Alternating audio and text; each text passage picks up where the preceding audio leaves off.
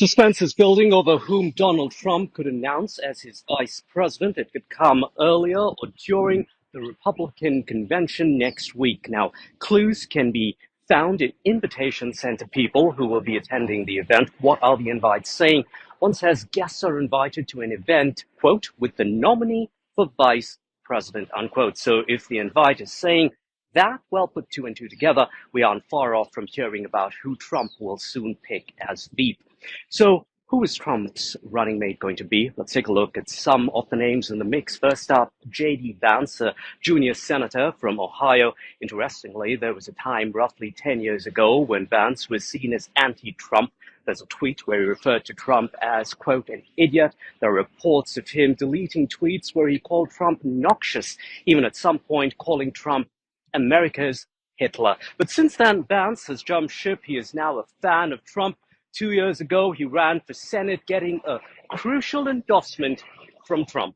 Vance's wife is the daughter of Indian immigrants, Usha.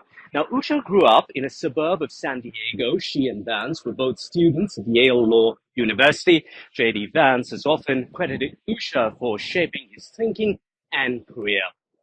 Next, Doug Burgum. He is governor of North Dakota. Burgum once developed a technology company which he sold to Microsoft for $1 billion. He's one of those who reportedly got vetting documents to be considered as Trump's vice president. Burgum is not known nationally outside of North Dakota, but is considered a serious contender. So why? For his close ties to the energy industry, which could translate into money which Trump could use in the race to the White House. Now, Burgum is also said to have a great rapport with Trump, but at 67, the question is, does Trump really need a VP who, like him, is older? So there is much anticipation about another name, that's Tim Scott. Scott is not the usual face of the Republican Party, which is often criticized as being white male. Tim Scott is arguably now the most prominent black Republican in the United States. Black voters have traditionally supported Democrats, but Trump's appeal for black voters is strengthening. Tim Scott, as VP, could further bolster that. Now, staying with a vice president who could also represent diversity, Elise Stefanik.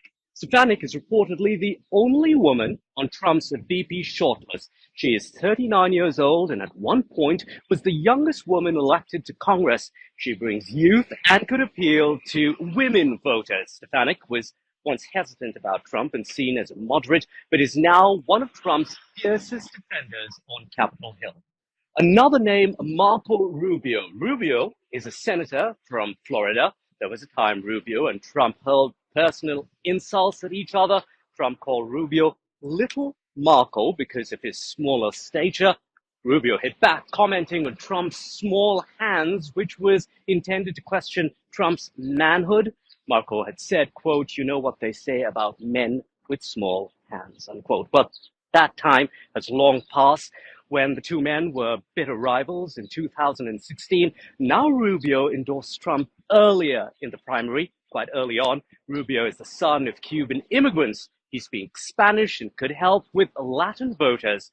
But just one issue, the Constitution does not allow the president and the vice president to come from one state, in this case it's Florida, so Rubio could need to change his residency. That's something he has said he's willing to do. So whom do you think will be Trump's vice presidential candidate? We'd love to hear from you.